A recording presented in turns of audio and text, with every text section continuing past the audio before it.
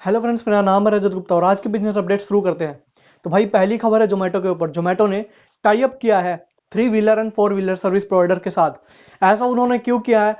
क्योंकि उन्होंने देखा कि वर्क फ्रॉम होम के चक्कर में लोगों ने इंडोर पार्टीज करनी शुरू कर दी हैं, जिसकी वजह से भाई उनका जो ऑर्डर साइज है वो काफी बढ़ गया है।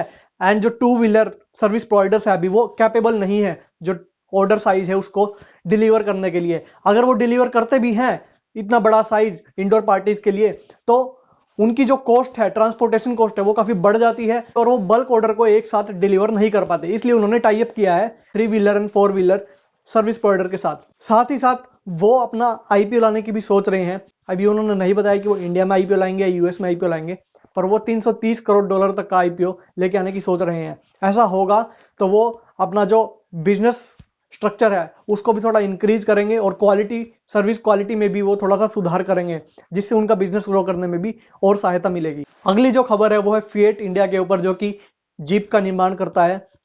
जीप कंपास भी उसी का प्रोडक्ट है, जो कि एक नया डिजिटल हब सेटअप करने वाला है हैदराबाद में। उन्होंने अनाउंस किया है कि वो 15 करोड़ डॉलर की इन्वेस्टमेंट करेंगे इसके अंदर।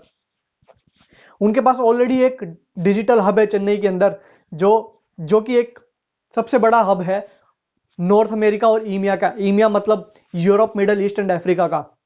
जितने भी नॉर्थ अमेरिका में, अफ्रीका में या दुनिया के किसी भी कोने में कोई भी नया व्हीकल प्रोजेक्ट होता है वो वहीं से डिलीवर किया जाता है, वहीं से ही प्रिपेयर किया जाता है। उनके पास ऑलरेडी 1600 एम्प्लॉयज हैं, इंजीनियर्स हैं। पर जब वो नया बिजनेस हब स्टार्ट करेंगे हैदराबाद के अंदर, तो वहां पर वो 1000 न्यू इंजीनियर्स को एम्प्लॉय करेंगे, जिससे वो बिजनेस अपॉर्चुनिटीज भी क्रिएट करेंगे, साथ ही साथ वो एम्प्लॉयमेंट अपॉर्चुनिटीज भी क्रिएट करेंगे। लोगों को जॉब्स मिलेंगी। कोविड की वजह से जो जॉब्स में कमी आई है, रिक्रूटमेंट में कमी आई है एंड लोगों की जॉब्स भी गई है, उसके लिए भी ये काफी एक अच्छा साबित होगा कि वो न्यू एम्प्लॉयमेंट अपॉर्चुनिटीज भी क्रिएट करेंगे। तो भाई एक बहुत ही अच्छी न्यूज है ये कि वो बिजनेस अपॉर्चुनिटीज भी क्रिएट करेंगे, साथ ही साथ वो नया डिजिटल हब भी क्रिएट करेंगे, जिससे ऑटो सेक्टर को भी काफी फायदा होगा।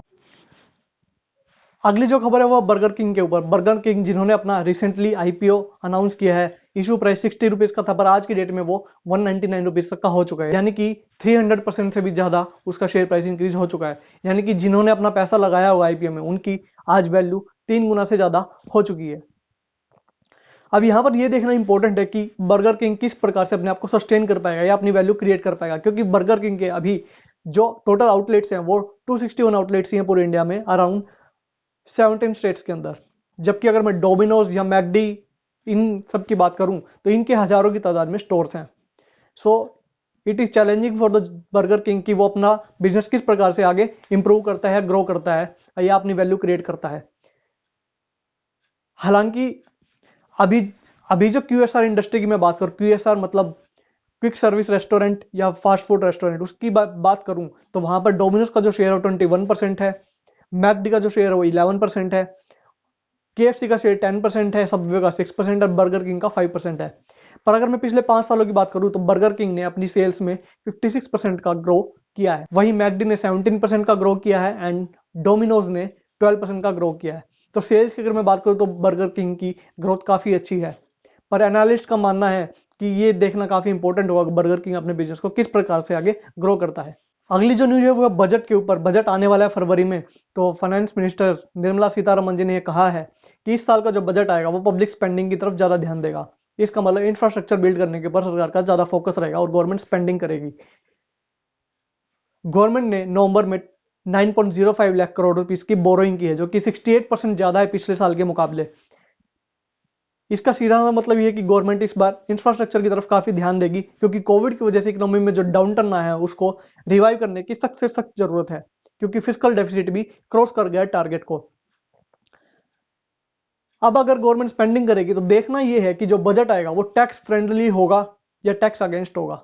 इसका मतलब लोगों को टैक्स बेनिफिट्स मिलेंगे या गवर्नमेंट टैक्स कलेक्शन की तरफ ज्यादा ध्यान देगी, क्योंकि अगर परचेजिंग पावर गवर्नमेंट बढ़ा देगी गवर्नमेंट स्पेंडिंग करके, तो ऐसा देखने को मिलेगा कि इनकम के साधन काफी बढ़ेंगे, लोगों की इनकम में ज्यादा इजाफा होगा, तो गवर्नमेंट टैक्स कलेक्शन की तरफ भी ध्यान दे सकती है, क्योंकि गवर्नमेंट को रेवेन्यू भी कलेक्ट करना होगा। और एट लास्ट बजट में देखना होगा कि क्या आता है इस साल। अगली जो न्यूज है वो है चेट्टीनर ग्रुप के ऊपर। चेट्टीनर ग्रुप जो कि चेन्नई में है, जिसका बिजनेस सेगमेंट्स है सीमेंट प्रोडक्शन एंड कंस्ट्रक्शन।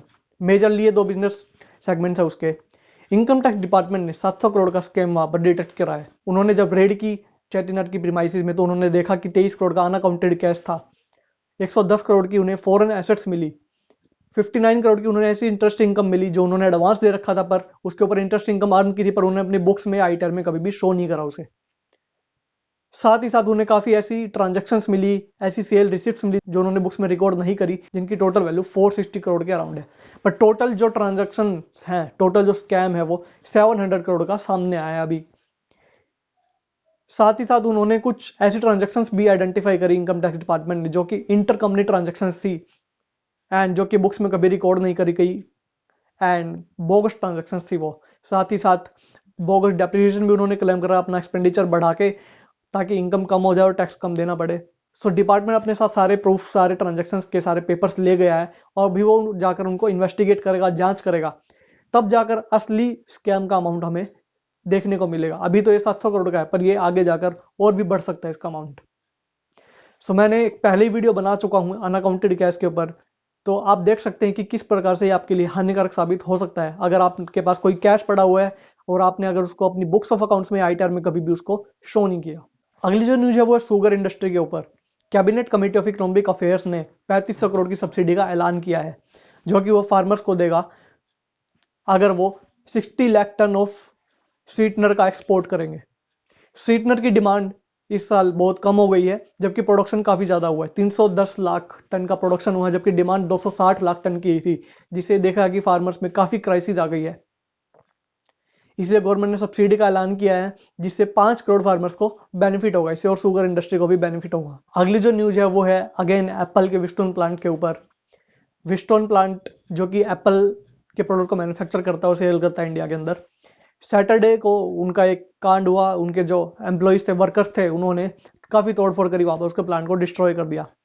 तो ऐसा माना गया कि एस्टिमेटेड 437 करोड़ का नुकसान हुआ है, पर यहाँ पर विस्ट्रोन ने कहा कि भाई इतना नुकसान नहीं हुआ, ये सब फेक न्यूज है, हमारा सिर्फ 52 करोड़ का ही नुकसान हुआ है। एनीवेज ये तो विस्ट्रोन या एप्पल को ही पता है कि कितना नुकसान हुआ एक्चुअल में। पर लेबर डिपार्टमेंट है जो कर्नाटका का, उन्होंने कहा है कि जो विस्ट्रोन है उन्होंने अपने लेबर लॉज में काफी वायलेशन की है। उन्होंने कहा कि उन्होंने 13,500 एम्प्लॉइज को, वर्कर्स को एम्प्लॉय करा जिसकी उनके पास परमिशन ही नहीं थी। साथ ही साथ उन्होंने फीमेल वर्कर्स को भी ओवर टाइम करवाया जिसकी परमिशन किसी भी लॉ के अंदर नहीं दी गई है। और उन्होंने नवंबर में जो एम्प्लॉइज को वेजेस दिए हैं, वर्कर्स को वेजेस दिए हैं, उसमें भी काफी डिफरेंस है, क्योंकि उन्होंने 12-12 घंटे काम करा जबकि 6 घंटे की परमिशन थी, तो उन्होंने एक्स्ट्रा वर्क के पैसे उनको नहीं दिए हैं। साथ ही साथ क्योंकि विस्ट्रोन के अपने एम्प्लॉइज कम ही होते हैं, वो थर्ड पार्टी कॉन्ट्रैक्टर से वर्कर्स हायर करता है, तो टोटल उनके पास 13,500 वर्कर्स काम करते हैं। 7 ऐसे थर्ड पार्टी कॉन्ट्रैक्टर्स हैं जिनसे उन्होंने 10,500 वर्कर्स हायर करे हुए थे। पर जिन थर्ड पार्टी कॉन्ट्रैक्टर से उसने वर्कर हायर करे थे, तो भाई उनके पास एक्चुअली परमिशन ही नहीं थी इतने सारे वर्कर्स को एम्प्लॉय करने की। साथ ही साथ थर्ड पार्टी कॉन्ट्रैक्टर्स के पास उनकी पेमेंट डिटेल्स या अटेंडेंस डिटेल भी नहीं थी उन वर्कर्स की। तो भाई काफी बड़ी खबर है ये। एप्पल क्योंकि वो पहले ही प्लान बना चुका था कि अगले 1 साल के अंदर वो 15 से 20 हजार वर्कर्स को एम्प्लॉय करेगा, जो अपॉर्चुनिटीज भी क्रिएट करेगा और इंडिया में अपना बिजनेस अच्छे तरीके से सेटअप करेगा और नए नए प्रोडक्ट्स को भी लॉन्च करने की उसकी प्लानिंग रही होगी। अब देखना होगा कि एप्पल आगे चलकर इसके ऊपर किस प्रकार से काम करता है, या वो किसी और कॉन्ट्रैक्टर को या पार्टी को हायर करेगा अपने बिजनेस को चलाने के लिए और अपने प्रोडक्ट्स को मैन्युफैक्चर करने के लिए। तो फ्रेंड्स, आज की जो लास्ट न्यूज़ है वो है फार्मर प्रोटेस्ट के ऊपर। सुप्रीम कोर्ट ने कहा है कि वो एक कमेटी का गठन कर सकता है, जिसमें भारत किसान संगठन होगा, इंडियन गवर्नमेंट होगी और सेवरल फार्मर ग्रुप्स भी हो सकते हैं। तो वो एक कमेटी का गठन कर सकता है जिसमें फार्मर का जो प्रोटेस्ट चल रहा है उसको खत्म करने की कोशिश की जाएगी, उनकी मांगों को सुना जाएगा और उसके बाद उसको प्रोटेस्ट को खत्म करने की कोशिश की जाएगी।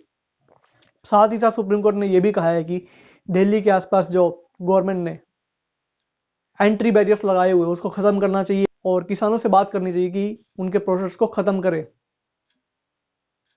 पर गवर्नमेंट ऑफिशियल ने कहा है कि हम उनसे ऑलरेडी बात कर चुके हैं, वो हमें सिर्फ यस या नो एक ही चीज पूछते हैं कि हमारी मांगों को आप सुनेंगे या नहीं सुनेंगे। तो वो हमारी बातें नहीं सुन रहे, प्रोटेस्ट को अपना खत्म नहीं कर रहे हैं, इसलिए सुप्रीम कोर्ट इसमें इंटरफेयर कर सकता है प्रोटेस्ट को खत्म करने के लिए। तो फ्रेंड्स, ये थी आज की बिजनेस अपडेट्स। अगर आपको वीडियो पसंद आई है तो आप वीडियो को लाइक कर सकते हैं, शेयर कर सकते हैं, चैनल को सब्सक्राइब कर सकते हैं, ताकि आपको इसी प्रकार की वीडियोस इस चैनल पर मिलते रहें।